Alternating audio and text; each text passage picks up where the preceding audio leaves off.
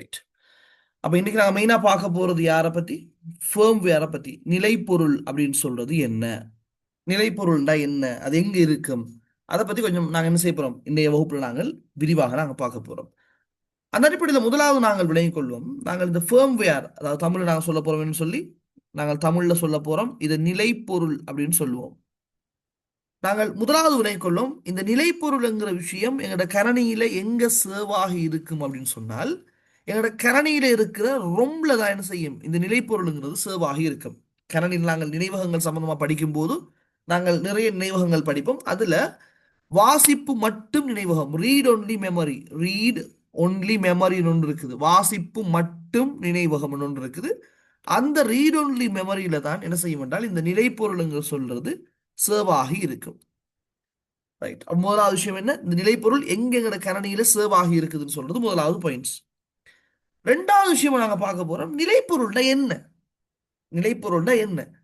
நாங்கள் ஒரு சின்ன ஒரு வரியில நாங்கள் சொல்றதாக இருந்தால், நிலைப்பொருள் என்று சொல்றது பிள்ளைகள் ஒரு விசேடமான ஒரு ஒரு ஒரு மென்பொருள், ஒரு ஸ்பெஷல் சாஃப்ட்வேர், ஒரு விசேடமான மென்பொருள். யாருக்கான விசேடமான மென்பொருள் அப்படின்னு சொன்னால், வன்பொருளுக்கான ஒரு மென்பொருள். நாங்கள் சிம்பிளா ஒரு சொல்லாக சொல்றதா, நான் எந்த விளக்கமும் சொல்லாம நிலைப்பொருள் நான் என்னன்னு ஒரு சின்ன வரியில நான் சொல்றதாக இருந்தால், அது என்னது? ஒரு சாஃப்ட்வேர். யாருக்கான சாஃப்ட்வேர்? ஹார்ட்வேருக்கான சாஃப்ட்வேர். நிலைப்பொருள்னு சொல்றது வன்பொருளுக்கான மென்பொருள். ஏன் அப்படி சொல்றாங்க தெரியுமா? எங்களோட கரணியில நிறைய வன்பொருள் கூறுகள் இருக்குது. நாங்கள் சும்மா நாங்கள் எங்களோட கரணியில கீபோர்டுங்கிறது ஒரு வன்பொருள். உங்களால கரணியில எதையெல்லாம் தொட்டுணர முடியுதோ, தொட்டு பார்க்க இயலுமோ, அப்படி இருக்கிற எல்லா இலத்திரனியல் கூறுகளுமே, எல்லா இலத்திரனியல் அம்சங்களுமே நாங்கள் என்ன செய்ய போறோம்? வன்பொருள் நாங்கள் என்ன செய்ய போறோம்? தனியா நாங்கள் படிக்க போறோம். இப்ப சிம்பிளா உங்களுக்கு விளங்குறதுக்கு சொல்றேன். கீபோர்டுன்னு சொல்றது, மவுஸ் என்று சொல்றது, உங்களோட ஸ்கிரீன் என்று சொல்றது, நீங்க மானிட்டர்னு சொல்றது, அல்லது நாங்கள் உங்களுக்கு இருக்கிற சிபியு, இதெல்லாமே ரெம் என்று சொல்றது, இப்படி இருக்கிற எல்லாமே என்னது? எல்லாமே வன்பொருள் கூறுகளாக நான் கருத போறோம். இந்த ஒவ்வொரு வன்பொருள் கூறுகளும் என்னென்ன வேலையை செய்யணும்னு அதுக்கு தெரியாதானே? இப்ப வன்பொருள் கூறலாம் மனுஷன் இல்லையே, அது நினைச்ச மாதிரி யோசிச்சு யோசிச்சு வேலை செய்யறதுக்கு. இப்ப எல்லாம் கரணி சாதனங்கள், எல்லா இலத்திரனியல் சாதனங்களும் இயங்கணும் என்றால் அது எப்படி வேலை செய்யணும் அப்படின்னு சொல்லி அதுக்கு யாராவது என்ன செய்யணும்? நாங்கள் கரணிக்கு விளங்குறதாக நாங்கள் செய்யும் கோடிங் எழுதும் சொல்லும் இல்லையா? அந்த மாதிரி நாங்கள் செய்நிரல்ல எழுதி வைக்கணும். அப்பதான் கரணிக்கு விளங்கும், அல்லது அந்த குறிப்பிட்ட வன்பொருள் கூறுக்கு விளங்கும். அடே நான் இந்த வேலையை தான் செய்யணும். ஏன் சிம்பிளா யோசிக்கலாம். நிறைய நாங்கள் பெரிய உதாரணம்லாம் போக தேவையில்லை. இப்ப எல்லாரோட வீட்டையும் வாஷிங் மிஷின் இருக்குது. அந்த வாஷிங் மிஷின்ல ஒரு பட்டனை ப்ரெஸ் பண்ணா அந்த மெஷின் ஒன் ஆகணும். இந்த பட்டனை ப்ரெஸ் பண்ணினா அதில் டைமர் செட் ஆகணும். இந்த பட்டனை ப்ரெஸ் பண்ணா இந்த வேலையை செய்யணும்னு எப்படி தெரியும் அந்த வாஷிங் மிஷினுக்கு? ஒவ்வொரு பட்டனையும் ப்ரெஸ் பண்ணினால் என்ன நடக்கணும்ன்ற சம்பந்தமாக இணைஞ்சிருக்கும். அதுக்குள்ள எங்கேயோ ஒரு இடத்துல கோடிங் எழுதியிருப்பாங்க. அந்த கோடிங்கை அடிப்படையாக கொண்டுதான் நீங்க ஒவ்வொரு பட்டனையும் நீங்க ப்ரெஸ் பண்ணும்போதும் என்ன செய்யுது? அதுக்குரிய வேலைகளை செய்யுது. அப்ப எங்களோட கணனி முறைமையில இருக்கிற வன்பொருள் கூறுகள், சரியா? வன்பொருள் கூறுகள்லாம் ஒவ்வொன்றும் எப்படி தொழிற்படணும் என்றதுக்கான அறிவுறுத்தல்களையும் கட்டளைகளையும் கொண்ட ஒரு ஆள் தான் யாருன்னு கேட்டால் இந்த நிலைப்பொருள். விஷயம் விளங்குது என்னன்னு சொல்லி நாங்கள் நிலைப்பொருள்டா என்ன சொல்ல போறோம்? நிலைப்பொருள்டா என்ன?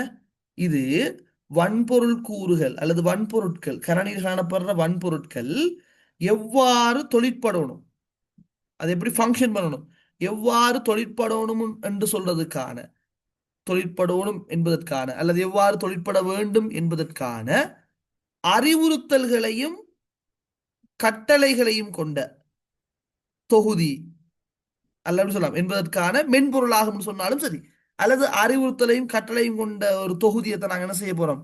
இந்த நிலைப்பொருள் அப்படின்னு சொல்ல போறோம். ஏன்னா அப்படி நாங்கள் பிறகு படிப்போம். மென்பொருள் சொன்னா அறிவுறுத்தலும் கட்டளையும் கொண்ட தொகுதியை நாங்கள் மென்பொருள் சொல்ல போறோம்னு நாங்கள் பிறகு படிக்கிறோம். அப்ப நீட்டா விளங்குங்க. யார் நிலைப்பொருள்டா என்ன? நிலைப்பொருள்டா என்ன? நிலைப்பொருளுங்கிறது ஒரு வகையான சாஃப்ட்வேர், ஒரு வகையான மென்பொருள், ஒரு வகையான சாஃப்ட்வேர். யாருக்கான சாஃப்ட்வேர்? Hardware, வன்பொருளுக்கான software. ஏன் அப்படி சொல்றாங்க? வன்பொருளுக்கான மென்பொருள் ஏன் சொல்றாங்க? எங்கட கணனியில இருக்கிற ஒவ்வொரு வன்பொருள் கூறுகளும் என்னென்ன வேலையை செய்யணும், அது எப்படி ஃபங்க்ஷன் ஆகணும், ரெம் என்ன வேலை செய்யணும், சிபியு என்ன வேலை செய்யணும், கீபோர்ட் அவர் என்ன செய்யணும், விளங்கினா? கணனியில இருக்கிற வன்பொருள் கூறுகள் எவ்வாறு தொழிற்படணும் என்றதுக்கான அறிவுறுத்தல்களையும் கட்டளையும் கொண்டிருக்கிறாள் தான் யாருன்னு கேட்டால் நிலைப்பொருள். ஐடியா பிரச்சனை. நான் இப்ப 2 பாயிண்ட்ஸ் கழிச்சிருக்கிறேன். 2 பாயிண்ட்ஸும் கிளியரா விளங்குதா? முதலாவது சொன்னேன், நிலைப்பொருள்னு சொல்றது எங்க சேவ் ஆகி இருக்கும். நிலைப்பொருள்னு சொல்றது உங்களோட கரணியில எங்க ஸ்டோர் ஆகி இருக்கும்னு சொன்னேன்.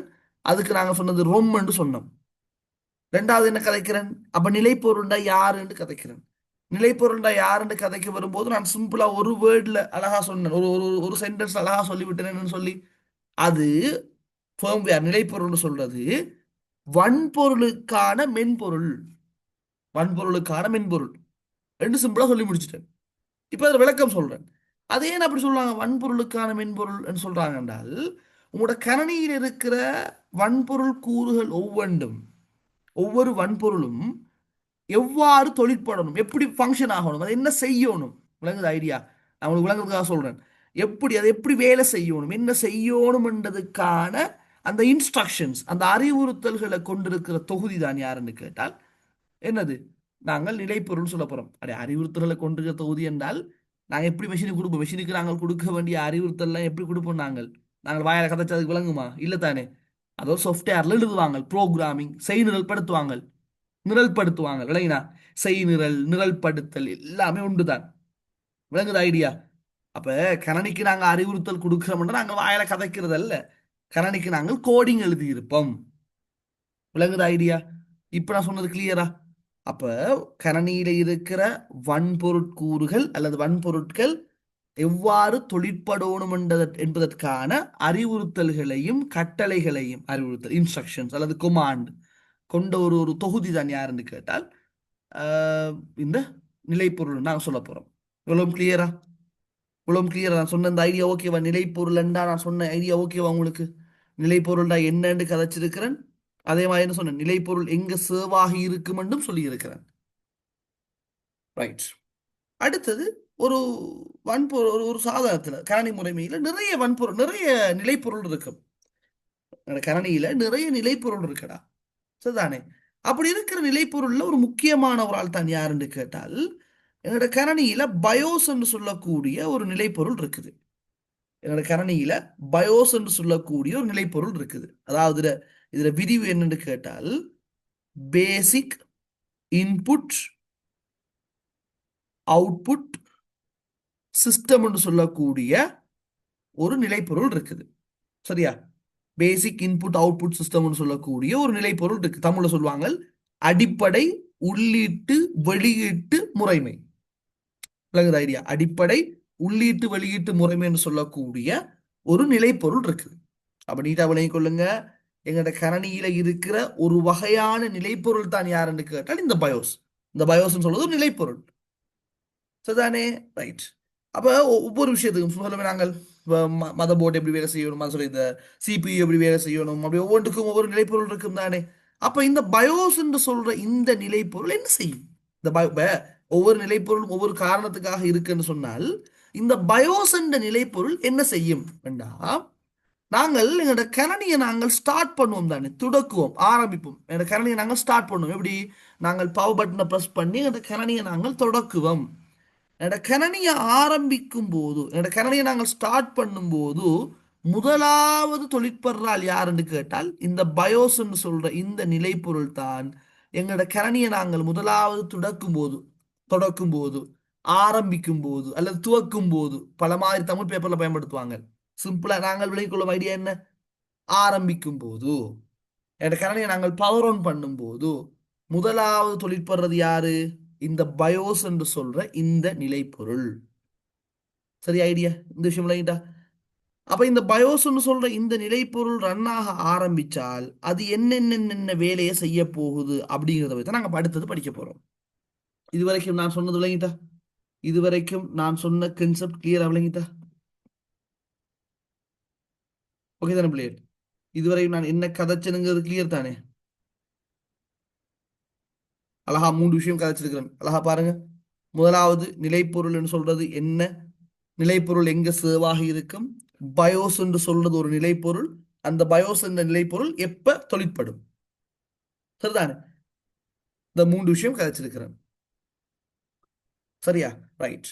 பிள்ளை நான் நான் இதுவரைக்கும் முடிஞ்ச பகுதி எல்லாத்துக்குமே நான் உங்களுக்கு தமிழ் மீடியத்திலையும் இங்கிலீஷ் மீடியத்திலையும் நான் நோட்ஸை வந்து நான் ஷேர் பண்ணுவேன். ஃபர்ஸ்ட் அந்த ஐடியாவை நான் விளங்கி எடுக்கிறேன். ஸோ நான் விளங்கப்படுத்தி கொண்டு போகும்போது எல்லாத்தையும் அழகா நீங்கள் என்ன செய்யுங்க, நான் சொல்ற ஒவ்வொரு விஷயத்தையும் ஷார்ட் நோட்ஸ் ஆகவோ அல்லது நான் இப்போ ரெக்கார்டிங்கில் பிறகு ஷேர் பண்ணும்போது ரெக்கார்டிங்கில் பார்த்தோ அது என்ன செய்யுங்க, முழுமையாக நீங்கள் விளங்கி எடுத்துக்கொள்ளுங்க. மெயின் ஒரு கான்செப்ட் நான் ஸ்டார்ட்லேயே சொல்லியிருப்பேன். ஐடியை நாங்கள் பாடமாக்கி எழுதுகிற ஒரு பாடம் அல்ல. நாங்கள் நேரடியாக பாடமாக்கி ஒரு பேப்பரில் எழுதலாம்னு போக இயலாது. ஐடி கட்டாயம் அதில் கன்செப்ட் என்ன நடக்குதுங்கிற ஐடியாவை நீங்கள் விளங்கி எடுத்தே ஆகணும். இப்போ ஜஸ்ட் நோட்ஸ் உங்களுக்கு ஷேர் பண்ணிவிட்டு என்ன நடக்கும், அந்த நோட்ஸை நீங்கள் பாடமாக்க ஆரம்பிச்சிருவீங்க. இப்போ தானே ஆரம்பிச்சிருக்கீங்க ஏழு வேலையே. அதனால தான் நோட்ஸை ஷேர் பண்ணாமல் ஃபர்ஸ்ட்டுக்கு நான் என்ன செய்கிறேன், நான் ஒவ்வொரு கன்செப்டாக விளங்கப்படுத்தி கொண்டு போகிறேன். அப்போ உங்களுக்கு என்ன செய்யும், அதை குயிக்காக அந்த ஐடியாவை பிடிச்சி கொள்ளலாம். அப்போ நீங்கள் செல்ஃபாக நோட்ஸ் இருக்கிறது தானே உண்மையை நான் சொல்ல போகிற பேட்டர்னும் அதுதான். என்னதான் வகுப்பு நோட்ஸ் வந்து என்னதான் விளங்கப்படுத்தினாலும் சைடில் சுயமாக என்ன விஷயத்தை நீங்கள் விளங்கி கொண்டீங்களோ அதை உங்களோட மொழி நடையில் உங்களோட கொப்பியில் நீங்கள் எழுதி எடுக்கணும். உங்களோட பேச்சு தமிழ் எழுதுங்க, சுத்த தமிழ்லாம் எழுத வேண்டிய அவசியமே இல்லை. பேச்சு மொழியில் எழுதி எடுங்க. அப்பதான் திரும்ப அந்த நோட்ஸை நீங்க எப்ப பார்த்தாலும் அட என்ன படிச்சோம்ன்றது விளங்கும். விளங்குதா கான்செப்ட் நான் என்ன கதைக்கிறேன்னு சொல்லி. வெறுமனே நோட்ஸை மட்டும் பாடமாக்கி விட்டுறாங்க. நோட்ஸை விளங்கி எடுங்க. சரி, அதனாலதான் சின்ன சின்ன விஷயங்களையும் நான் இவ்வளவு தூரம் ஆழமா அதை விளங்கப்படுத்தி போறதுக்கு காரணம் அந்த ஐடியாவை நீங்கள் விளங்கி எடுக்கணும்ன்றதுக்காக. இப்போ கிளியர் தானே பிள்ளைகள்? ரைட். ஓகே, நான் சொன்ன விஷயத்தை கொஞ்சம் மூட்டிக்கொள்ளுங்க. நான் என்ன என்ன இதுவரைக்கும் கதைச்சிருக்கிற விஷயத்தை கொஞ்சம் மூட்டிக்கொள்ளுங்க.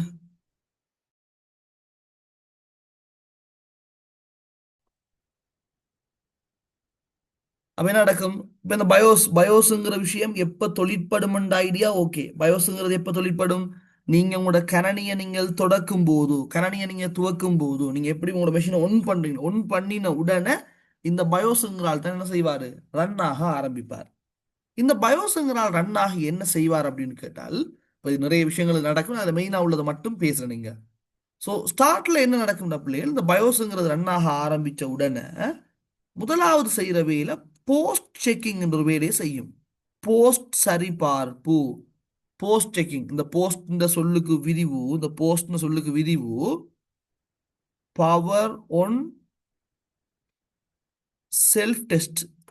சரிதானே, பவர் ஒன் செல்ஃப் டெஸ்ட் நாங்கள் சொல்லுவோம். இந்த போஸ்ட் செக்கிங் நடக்கும். இந்த போஸ்ட் செக்கிங் என்ற சந்தர்ப்பத்தில் என்ன நடக்கும்டா, இப்போ உங்களோட கணனி ரன் ஆகிறதுக்கு, உங்களோட கணனி வேலை செய்யறதுக்கு தேவையான எல்லா விஷயங்களும் சரியா வேலை செய்யுதா, விளங்குதா? இப்போ உங்களோட கணனி இப்போ ரன் ஆக போகுது தானே. இப்போ நீங்கள் மெஷின் ஆன் பண்ணுறீங்க, உங்களோட மெஷின் சரிவர இயங்கணும் என்றால் நமக்கு நோமலாக பிறகு போக போக தெரியும் பிள்ளைகள், கட்டாயம் உங்களோட மெஷினில் இருக்கிற சிபியு வேலை செய்யணும். கட்டாயம் உங்களோட மெஷினில் இருக்கிற ரெம் வந்து வேலை செய்யணும். கட்டாயம் உங்களோட மெஷினில் இருக்கிற ஹார்ட் டிஸ்க் ஏதாவது ஒரு வன்வட்டு செய்யணும், வேலை செய்யணும். ஸோ இப்படி உங்களோட கணனி இயங்குறதுக்கு தேவையான சில அடிப்படையான வன்பொருள் கூறுகள் இருக்குது. விளங்குதா? உங்களோட கணனி இயங்குவதற்கு தேவையான, உங்களோட கணனி தொழிற்படுவதற்கு தேவையான முக்கியமான எல்லா வன்பொருள் கூறுகளும் சரியாக வேலை செய்யுதா என்றதை செக் பண்றதுதான் இந்த போஸ்ட் செக்கிங். இல்லைங்களா? போஸ்ட் செக்கிங்னா என்னன்னு நாங்கள் ஒரு பாயிண்ட்ஸா நாங்கள் எழுதுறத என்ன செய்வோம், நாங்கள் என்ன செய்வோம், நான் சொல்லுவோம் கணனி முறைமை இயங்குவதற்கு தேவையான வன்பொருள் கூறுகள் தொழிற்படுகின்றனவா என பரீட்சித்தல். இல்லைங்களா? உங்களோட கணனியில் இருக்கிற வன்பொருள் கூறுகள் சிலது கட்டாயம் வேலை செய்யணும். உங்களோட மெஷின் ரன் ஆகணும் என்றால் சிபியு ரெம் ஹார்ட் டிஸ்க் எல்லாம் வேலை செய்யாமல் உங்களோட மெஷின் வேலை செய்ய இயலாது. அப்ப இதெல்லாம் சரியா வேலை செய்யுதான்னு சொல்லி செக் பண்றது யாருன்னு கேட்டால் இந்த போஸ்ட் செக்கிங். விளங்கிட்டா? ரைட். அப்ப இந்த போஸ்ட் செக்கிங் ஃபர்ஸ்ட் நடக்கும். உங்களோட பயோஸ் என்ன செய்யணும், இது வந்து நான் சொல்றது என்னது, உங்களோட பயோஸ் செய்ய போற வேலை. உங்களோட பயோஸ்ங்கிற அந்த அந்த அந்த அந்த அந்த நிலைப்பொருள்ல என்னென்ன செய்யணும் எழுதப்பட்டிருக்குமா இல்லையா, அது செய்யற வேலை தான் நான் சொல்ல போற வேண்டும். முதலாவது சொல்றது என்னது, போஸ்ட் செக்கிங். உங்களோட பயோஸ் முதலாவது செய்யும் போஸ்ட் செக்கிங். ரெண்டாவது என்ன செய்யும்னு கேட்டா வந்து பிள்ளைகள் நார்மலா உங்களோட கணனியில் நாங்கள் அது இன்னும் போக போக நாங்கள் டீட்டெயில்டாக பிறகு எடுப்போம். நாங்கள் உங்களோட கணனியில் சில சீமோஸ் செட்டிங், சீமோஸ் அமைப்புன்ற ஒரு விஷயம் இருக்கும். அந்த சீமோஸ் செட்டிங்கை வந்து கொஞ்சம் லோட் பண்ணும், செக் பண்ணும். அந்த சீமோஸ் செட்டிங்கை வந்து சரி பார்க்கும், அல்லது அந்த சீமோஸ் செட்டிங்கை வந்து ஏற்றும், லோட் பண்ணும். சரிதானே?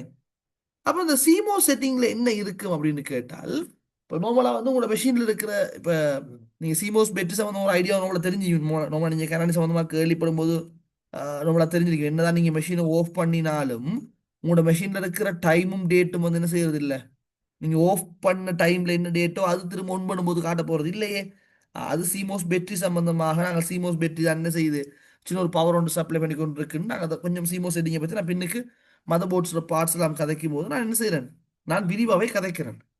பட் இப்போ பொதுவா சிமோஸ் செட்டிங்ல என்னென்ன விஷயங்கள் இருக்கும் அப்படின்னு கேட்டால், உங்களோட கணனி முறைமைக்கான டைமும் டேட்டும் அது சம்பந்தமான விஷயங்கள் இருக்கும்.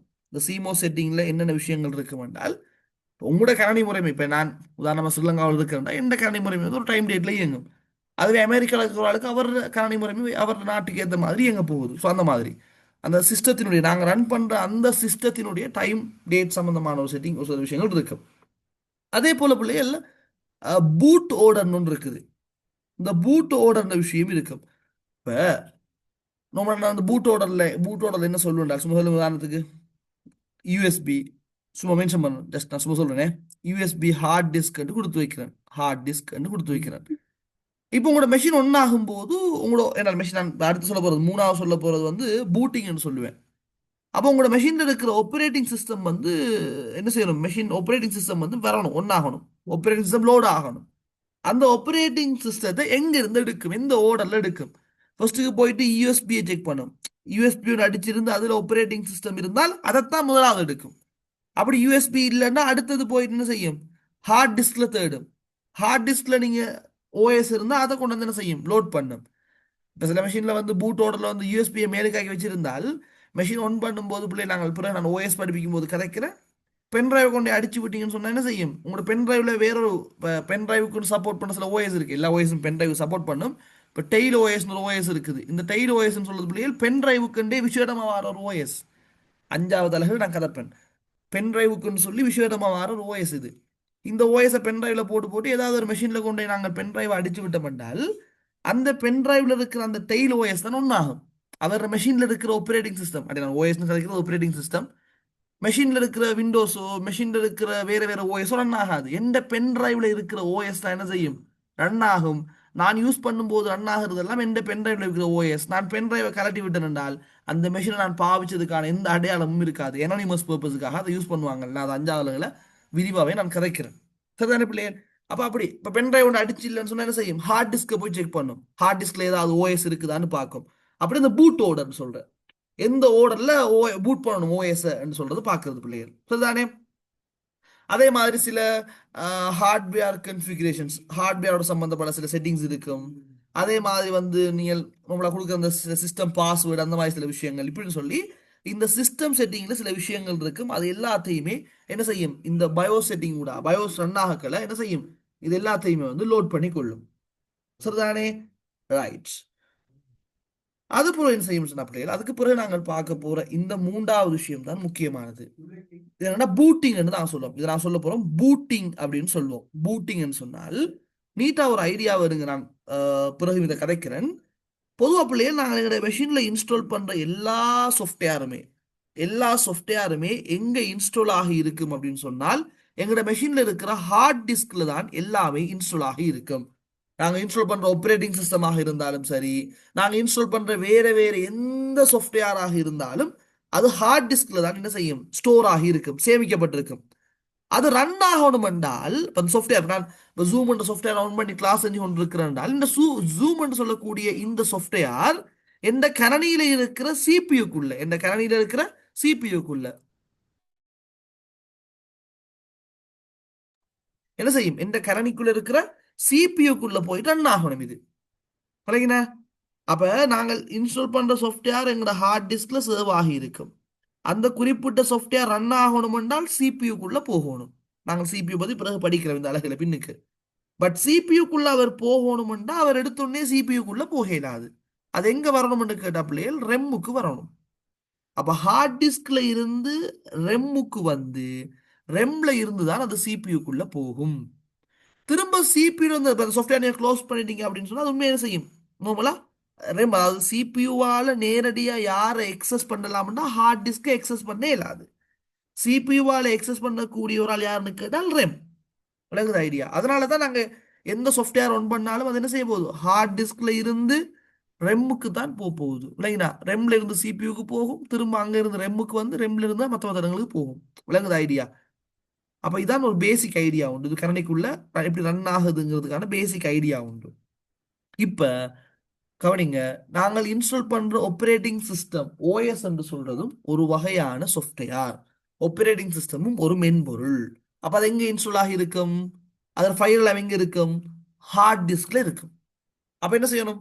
அந்த ஃபைல் அவ்வளவையும் ஓஎஸ் ஃபைல் அவ்வளவையும் ஹார்ட் டிஸ்க்ல இருந்து எங்க கொண்டு வரணும்? ரெம்முக்கு கொண்டு வரணும். அப்ப பணி செயல் முறைமைக்கான செய்நிரல அல்லது பணி செயல் முறைமைய வன்வட்டிலிருந்து பிரதான நினைவகம், நாங்க ரெம்ப பத்தி பிறகு கதைக்கும் போது பிள்ளைகள் நாங்கள் பிரதான நினைவகம் சொல்லுவோம், அது அல்லது முதன்மை நினைவகம்னு சொல்லுவோம். யாராவது ஓலவெல்ல எடுத்திருந்தீங்க அப்படின்னு சொன்னா நீங்க ரொம்மையும் யாராவது ஓலவெல்ல ஐடி எடுத்திருந்தீங்கன்னா ரெம் ரெண்டையுமே நீங்க முதன்மை நினைவகமா படிச்சிருப்பீங்க. பட் இங்க நாங்கள் முதன்மை நினைவகம் என்று கதைக்க போறதுனா ரெம்ம மட்டும்தான். அப்ப என்ன செய்யும்? வன்வட்டுல இருக்கிற வன்வட்டில் இருக்கிற பணி செயல் முறைமை, யார் பணி செயல் முறைமை என்றா? ஆப்பரேட்டிங் சிஸ்டம் ஓஎஸ் நாங்க சொல்றது. இப்போ விண்டோஸ் நான் பாவிக்கிற விண்டோஸ் ஒரு ஓஎஸ், ஆண்ட்ராய்டு போன்ல இருக்கிற நம்மள ஆண்ட்ராய்டு ஒரு ஓஎஸ், ஐஓஎஸ், மெக் ஓஎஸ், லினக்ஸ், இப்படி நிறைய ஓஎஸ் இருக்குது. ஸோ இந்த ஓஎஸ் என்ன செய்யணும்? ரன் ஆகணும்டா எங்க வரணும்? ரெம்முக்கு வரணும். அந்த செயற்பாட்டுக்கு நாங்கள் சொல்ற பேர் என்ன? பூட்டிங்னு சொல்லுவோம். விளங்குது ஐடியா? வன்வட்டில இருந்து பணி செயல் முறைமையை ரெம்முக்கு கொண்டு வர செயற்பாட்டுக்கு பெயர் தான் பூட்டிங். அப்ப இங்கதான் உங்களோட மெஷின் ஒன்னாகிட்டு இருக்குது, மெஷின் லோட் ஆகுது, பூட் ஆகுதுன்னு சொல்லும். மெஷின் ஒன்னாகி கொண்டு இருக்குது. ஸோ ஓஎஸ் ஆப்பரேட்டிங் சிஸ்டம் ரெம்முக்கு வந்துட்டா உங்களோட மெஷின் ஒன்னாகிட்டு தானே, ஒன்னாகிட்டு தானே. இப்ப என்ன நடக்கும் என்றால், உங்களோட மெஷினோட முழு கண்ட்ரோலும் யாருக்கு போகும் என்றால், மெஷினோட முழு கட்டுப்பாடும் யாருக்கு போகும் அப்படின்னு சொன்னால் ஆப்பரேட்டிங் சிஸ்டத்துல கைக்கு போகும். நாங்கள் 5வது அலகு படிக்கும் போது நான் உங்களுக்கு விளக்கமா சொல்லுவேன். ஆப்பரேட்டிங் சிஸ்டம் என்று சொல்றது தான் உங்களோட மெஷினை மொத்தமாவே கண்ட்ரோல் பண்றான். அவருக்கு தெரியாம உங்களோட மெஷினுக்குள்ள எதுவும் நடக்காது. என்ன சின்ன விஷயம் நடந்தாலும் அவரோட அனுமதியோடு நடக்கும் அல்லது அவருக்கு தெரிஞ்சு நடக்கும். விளங்குது ஐடியா? அதை பத்தி நான் பின்னுக்கு விரிவா கதைக்கிறேன். பட் நாங்க இப்பதான் அழகா ஆரம்பிச்சிருக்கிறோம். இப்பதான் ஒரு விஷயம் படிச்சு கொண்டு போறோம். அப்ப சில விஷயங்கள் நாங்கள் இங்க டீட்டெயில்டா கதைக்கிறத பின்னுக்கு கதைக்கிறதான் பொருத்தம். பட் இங்க ஐடியாக்கள் சொல்லி கொண்டு போவேன். நான் திரும்ப பேப்பர்கள் செய்யும் போது எல்லாம் தொகுத்தனை செய்ய போறோம். அப்படி செய்யும் போது ஐடியா உங்களுக்கு சிம்பிளா என்ன செஞ்சிடும்? பட்டுடும். விளங்குதா? இவ்வளவு நேரம் நான் என்ன கதைச்சனுங்கிறது விளங்குதா? என்ன கதைச்சன்? பயோஸ் என்று சொல்ற அந்த நிலைப்பொருள் எப்ப ரன் ஆகும் சொன்னேன்? நீங்க மெஷினை ஒன் பண்ணிட்டீங்க என்றால் அந்த பயோஸ் என்று சொல்ற அந்த நிலைப்பொருள் ரன் ஆக ஆரம்பிக்கும். அந்த நிலைப்பொருள்ல என்னென்ன சொல்லப்பட்டிருக்குன்னு கேட்டால், அந்த சொல்லப்பட்ட ஒவ்வொரு விஷயத்தையும் செய்ய போகுது. அதை நாங்க ஒவ்வொன்றா உடைச்சு பார்க்கிறோம். நிறைய விஷயங்கள் நடந்தாலும் நாங்க உடைச்சு பார்க்கிறோம். அதுல முதலாவது என்ன? போஸ்ட் சரிபார்ப்பு. இந்த போஸ்ட் சரிபார்ப்பு ஏன் நடக்குது? இந்த போஸ்ட் சரிபார்ப்பு ஏன் நடக்குது? நான் இப்படி கேள்வி கேட்கும் போது டக்குனு என்ன செய்யுங்க, உங்களோட மைண்ட்ல அதை யோசிங்க. நான் கதை விஷயம் ஞாபகப்படுத்துங்க, அதான் கேள்வி கேட்கிறேன். ஏன் நடக்குது? எங்களோட கணனியில இருக்கிற முக்கியமான வன்பொருள் கூறுகள் எல்லாம் தொழிற்படுதா என்றதை சரிபார்க்குது. கணினியில காணப்படுற முக்கியமான வன்பொருள் கூறுகள் தொழிற்படுதான்னு சொல்லி சரி பார்க்குது. உங்களுக்கே விளங்குது தானே பிள்ளைகள்? ஹார்ட் டிஸ்க் முக்கியம். ஏன்? எல்லா சாஃப்ட்வேர், ஏன் ஆப்பரேட்டிங் சிஸ்டமே ஹார்ட் டிஸ்க்லாம் சர்வ் ஆகி இருக்குது. ஹார்ட் டிஸ்க் வேலை செய்யலைன்னா எப்படிடா வந்து ஆப்பரேட்டிங் சிஸ்டம் வந்து ரன் ஆகும், மெஷின் ஒன் ஆகும்? அப்ப என்ன செய்யும்? ஹார்ட் டிஸ்க் வேலை செய்யலைன்னு சொன்னால் போஸ்டிங்கில் எரர் வரும் இல்லைங்களா? அப்ப அது மாதிரி ரெம் கட்டாயம் ரெம் தேவை. ஏன்? ரெம் இருந்தால் தான் சிபியூக்குள்ள போகலாம். ஸோ இப்படி கரண்டில் அடிப்படையான அல்லது முக்கியமான வன்பொருள் கூறுகள் இருக்குது, அதெல்லாம் வேலை செய்யுமான்னு சரி பார்க்கிறது. ரைட், அதில் இன்னொரு விஷயம் சொல்ல மறந்துட்டேன், வெயிட் பண்ண வாரேன். அடுத்தது சிமோ செட்டிங். சிமோ செட்டிங்ல கரண்ட் சில அடிப்படையான சில முக்கியமான செட்டிங்ஸ் இருக்கும், அதெல்லாம் லோட் பண்ணிக்கொள்ளும். உதாரணமா அந்த சிஸ்டத்தினுடைய டைம் இருக்கும், பூட் ஓர்டர்னு சொல்றது. இப்போ ஆப்பரேட்டிங் சிஸ்டம் யூஎஸ்பிலையும் சர்வ் ஆக இருக்கலாம், ஹார்ட் டிஸ்க்லையும் இருக்கலாம். நான் ஓர்டரை மாற்றலாம். அப்போ நான் யூஎஸ்பியை முதலாவது கொடுத்தால் ஒரு பென் டிரைவ் அடிக்கப்பட்டிருந்தால் அந்த பென் டிரைவ்ல ஓஎஸ் இருந்தால் அதுதான் எடுக்கும்.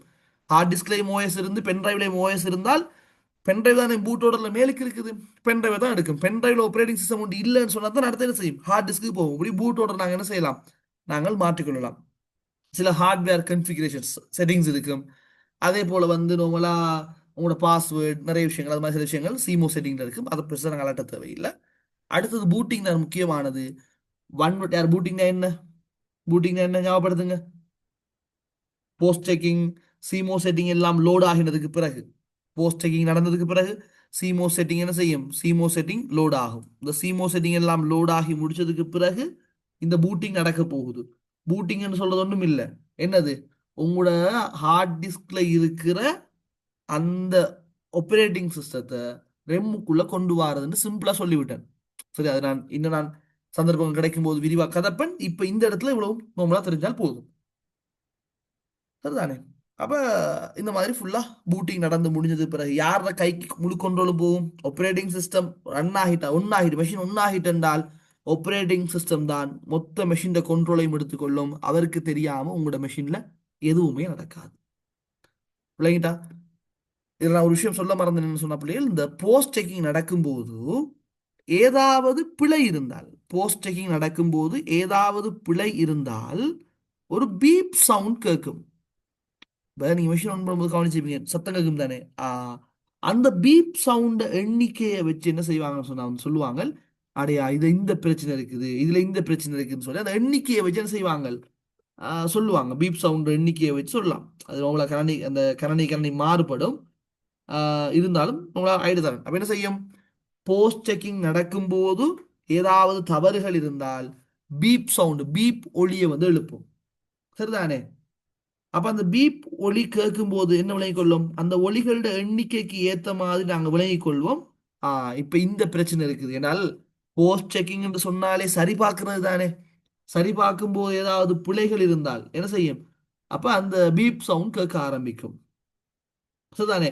நான் நினைக்கிறேன் அது உங்களை பொதுவான சில ஐடியாக்கள் இருக்கு பிள்ளைகள், இருந்தாலும் அது மாறுபடலாம். பொதுவாக அந்த நோமலா ஒரு நான் சொல்லுவேன் அது எப்படிமா, இப்போ ஒரு ஷார்ட் பீப்னு சொல்றது, அப்படி ஒரு ஷார்ட் பீப் கேட்டுச்சுன்னு சொன்னா ஓகே, மெஷின்ல எந்த பிரச்சனையும் இல்லை, சிஸ்டம் ஓகே ரன் ஆகுதுன்னு அர்த்தம்.